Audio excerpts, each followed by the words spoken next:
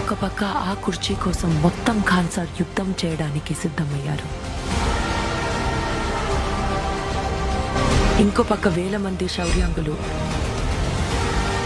ఆ కుర్చీని తగలబెట్టడానికి సిద్ధమయ్యారు. కానీ దేవ అదే కుర్చీని వర్దాకిస్తానని మాటిచ్చాడు.